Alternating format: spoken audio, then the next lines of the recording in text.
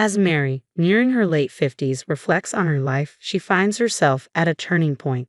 With her two children, one on the brink of marriage and the other thriving in college, she senses her motherly duties waning. As a former nurse, she contemplates a return to caregiving, feeling the pull of her profession once more. However, life throws her a curveball when she receives distressing news. Her father-in-law, Bob, has suffered a stroke. Rushing to the hospital at her husband John's urgent call, Mary's thoughts swirl with concern. Bob, always a pillar of kindness and warmth, has been grappling with the loss of his wife, Alice, for the past 3 years. Despite Mary's efforts to uplift his spirits through family gatherings and outings, she's noticed a gradual decline in Bob's energy. Just as she begins to see glimmers of his old vitality returning, the news of his stroke hits her like a thunderbolt. Arriving at the hospital, she finds Bob's daughter and son-in-law engaged in conversation, a mix of emotions swirling within her. "Apologies for my tardiness. How's Bob holding up?" I gasped out, hurting to catch up with John's sister, Isabella.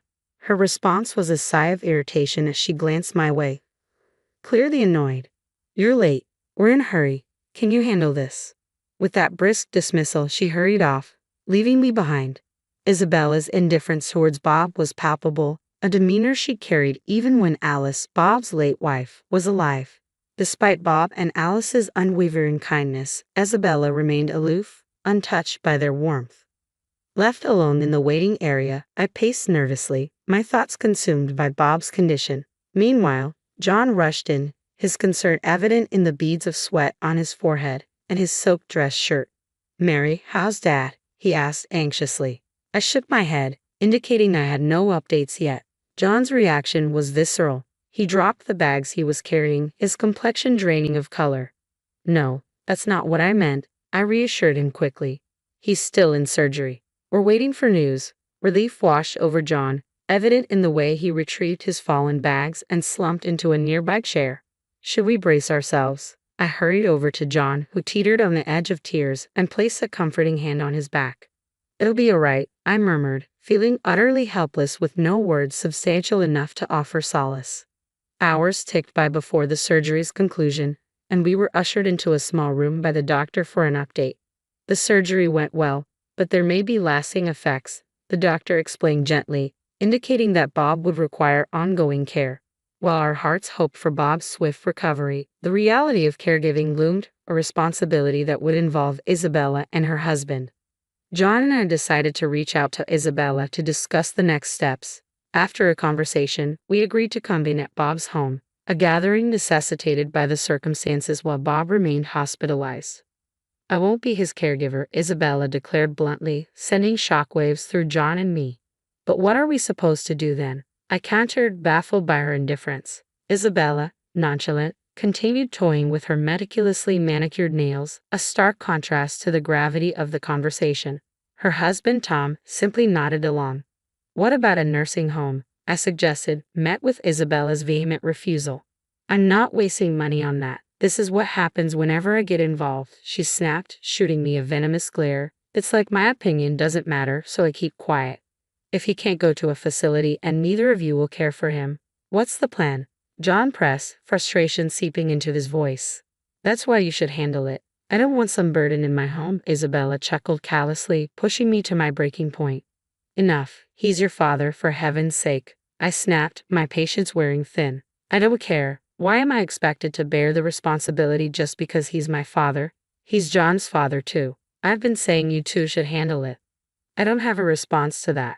We'd love to care for him at home, but our house isn't equipped for it," I explained, feeling the weight of reality pressing down. "There are too many obstacles, stairs, uneven floors, to bring my father-in-law here. We need significant renovations and we simply can't afford it." "Mary, you're trained in caregiving, aren't you? It shouldn't be a big deal," Isabella remarked smugly, her tone grating on my nerves. John shared my frustration, and we silently agreed to table the discussion for now, retreating from his parents' home. "What's our next move, Mary? You mentioned considering a return to caregiving," John inquired, his concern evident. "It's not just about the job. We have to make this place safe for Dad, and that's a financial challenge," I replied, trying to reassure him. "You're right," John conceded, acknowledging the daunting road ahead. I estimate it could cost around $100,000. That's just a ballpark figure, but considering the modifications needed for the entire first floor to accommodate him, that's roughly what we're looking at. I mused aloud, grappling with the daunting financial reality. With our eldest still in college, we simply don't have that kind of money. We're still paying off the mortgage, and the thought of taking on another loan for renovations is overwhelming. It's a difficult decision, but should we consider a facility for him? The question is, would he even be able to get in? The waitlists are long, and the expenses significant, and I doubt Isabella and her family would offer any assistance. It feels like we're stuck with no viable solution. Deciding to at least listen to my father-in-law's perspective, I made my way alone to the hospital where he was admitted. Stepping into his room, I was greeted by a sight that lifted my spirits. My father-in-law, visibly improved, greeted me with a warm smile. "Please don't apologize," my father-in-law would often murmur upon my visits. "There's no trouble at all. And look, I've brought you one of your favorite books today." "Why apologize? You're bringing me joy," I'd respond, trying to uplift his spirits. The doctor had informed us of his stroke, leaving him unable to move the right half of his body independently. To read, he'd prop the book on the table, using a weight to keep the pages steady. "Ah, thank you," my father-in-law replied gratefully, accepting the book I'd brought. I'd gently placed the book by his pillow. "Dad, I came today because I wanted to talk about what lies ahead," I began, meeting his warm smile with a heavy heart. "Oh, I understand. I'll be fine, even in a nursing home. I've prepared for it, so please don't worry," he reassured me, though I sensed a flicker of loneliness in his eyes. "Well, Dad, if you're open to it, why not come stay with us? I have experience in elderly care, and as a stay-at-home mom, I have the time. John will be there too. Let's live together," I blurted out, sensing his solitude. His surprise was evident, perhaps realizing deep down that returning to his own home, where Isabella and her husband resided, might not be feasible. I couldn't shake the feeling that they'd view him as a burden, ultimately leading to a nursing home. The thought weighed heavily on me, overshadowing my initial intention to listen to my father-in-law's wishes.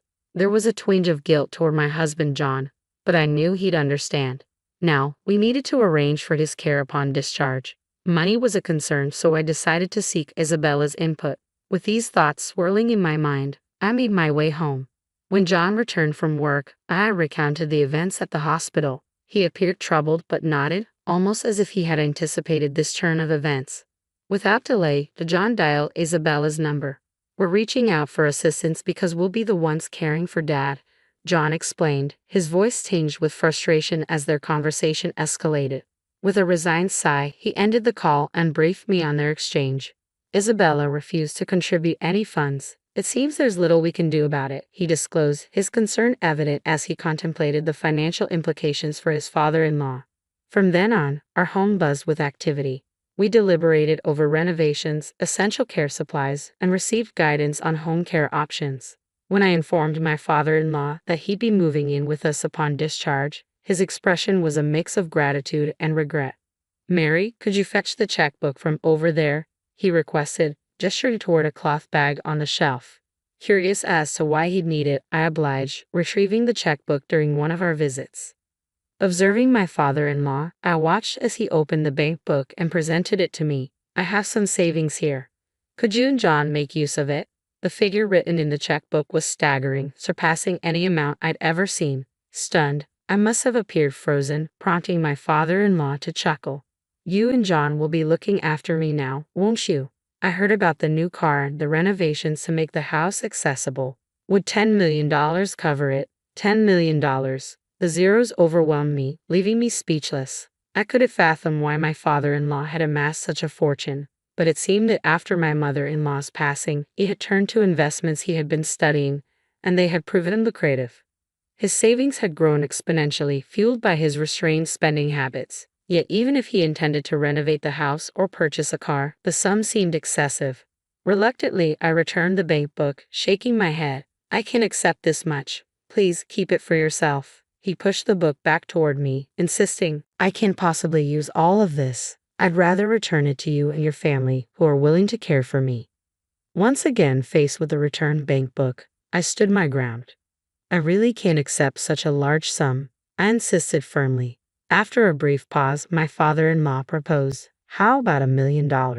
Realizing the impasse, I managed to negotiate a compromise, settling on a reduced amount of $100,000.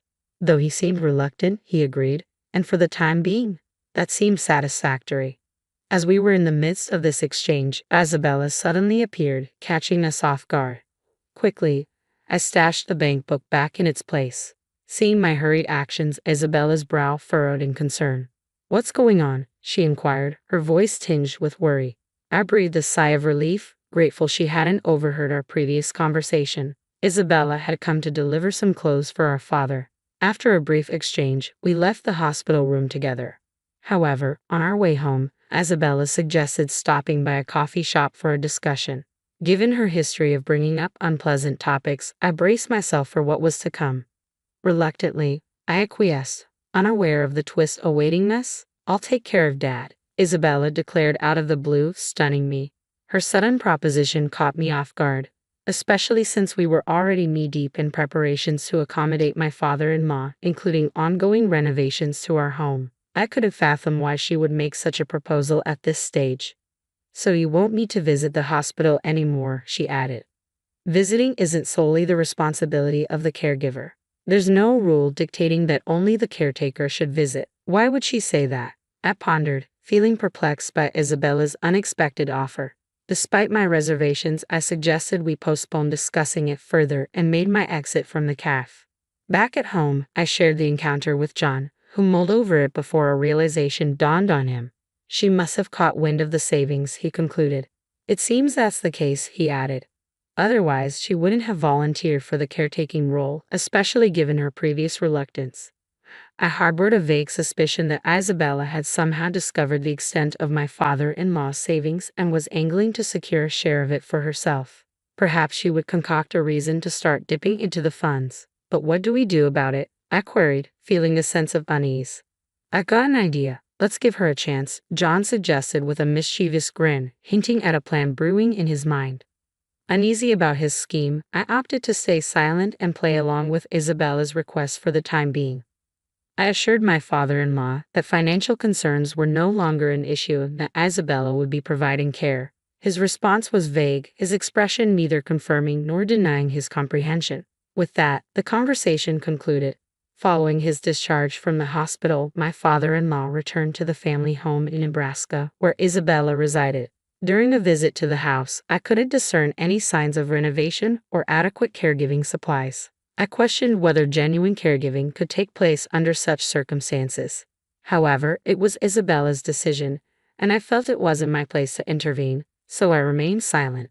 2 months later, I received a frantic call from Isabella. "Mary, I can't do this anymore.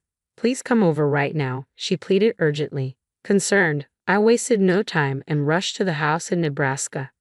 Upon my arrival, I was greeted by a disarrayed house and a foul odor lingering in the air. Puzzled by the scene before me, Isabella emerged, looking more worn out than ever. Dark circles shadowed her eyes, and her movements were unsteady. "Are you all right?" I asked, rushing to her side, alarmed by her condition. Isabella grasped my hand tightly and muttered, "Get rid of that." Confused at first, I managed to calm her down and coax an explanation out of her. It appeared that she had underestimated the demands of caregiving. From assisting with mobility and meals to managing incontinence, including dealing with diapers, the responsibilities had overwhelmed her. She felt incapable of managing anything, not even attending to her own needs. I reassured her that I couldn't make any immediate decisions but promised to reach out as soon as possible. With a heavy heart, I carried this burden home with me. "It's been 2 months already." "Impressive," John remarked, glancing at the calendar. It seemed he had anticipated this turn of events. He suggested we pick up my father-in-law on his next day off, and I readily agreed. A few days later, as we arrived at the family home in Nebraska, my father-in-law was already packed and prepared to depart. Relief washed over me knowing we could finally bring him home. Just because I endured for 2 months and used to live here doesn't mean I don't deserve compensation. "I think $5 million sounds fair," Isabella declared suddenly as we were assisting my father-in-law into the car. I froze in disbelief. John, too, was taken aback, turning to face Isabella with a mixture of surprise and dismay. But she remained unfazed, sporting a smug expression. "Isabella, What on earth are you talking about? This isn't the time or place to discuss money, especially not in front of Dad. Remember, he raised us, John reasoned, attempting to appeal to her sense of decency, but his words seemed to fall on deaf ears. I'm his daughter. It's only fair that I get compensated, Isabella retorted defiantly, her audacity catching me off guard. How could she be so brazen? Appalled by Isabella's attitude, I couldn't hold back. Isabella, discussing money in this manner is completely inappropriate. Besides, you've already received funds, I interjected, my father-in-law echoing my sentiment with a disbelieving expression. That's all gone now. Just $5 million. What's the harm in that? If you're just going to squander it away, you might as well put it to good use, sis. Isabella's callous words towards her own father left me speechless. Even my typically composed husband John was visibly enraged, his face flushing red with anger as he glared at his sister. John, it's all right, she's stating the truth. Bob, my father-in-law, attempted to calm his incensed son. Then, turning to Isabella with a stern demeanor, he delivered his verdict. Isabella, you are no longer welcome in this house. Leave immediately. His tone was cold and final. Stunned by his words, Isabella stood frozen in shock. What? What are you saying? I'm your daughter, Dad, Isabella exclaimed in disbelief. I have only one child, my son, and this woman beside me, Mary, is my daughter-in-law. I no longer recognize you. Leave with your foolish husband. Bob, my father-in-law, responded with a sternness that startled me. I had only known him to be gentle and soft-spoken, but now his eyes were steely, commanding no opposition. Even Isabella seemed subdued by his authority. Shall we depart then? We're relying on you moving forward, Bob continued, his demeanor shifting back to its usual warmth as he addressed me. With no other recourse, John and I complied with his directive. As we drove away, leaving Isabella behind in stunned silence, it felt surreal. Later, we learned that Bob had arranged with his lawyer to draft a last will and testament, ensuring that the inheritance would solely benefit John and guaranteeing that Isabella would not receive any portion of it. With Isabella gone, the house stood vacant and John and I expressed our desire to reside there. Bob gladly agreed. Isabella and her husband relocated to an apartment, but it became evident they had been tapping into Bob's finances even when he was in good health. Their extravagant spending habits landed them in debt, and now they struggle to settle it. Each day, I can't shake the feeling that this downfall was bound to happen for someone like Isabella, who lacks respect and gratitude towards her parent, regardless of biological ties. While tending to Bob's needs presents its challenges, my background in caregiving allows me to handle it without feeling burdened, and our relationship remains strong.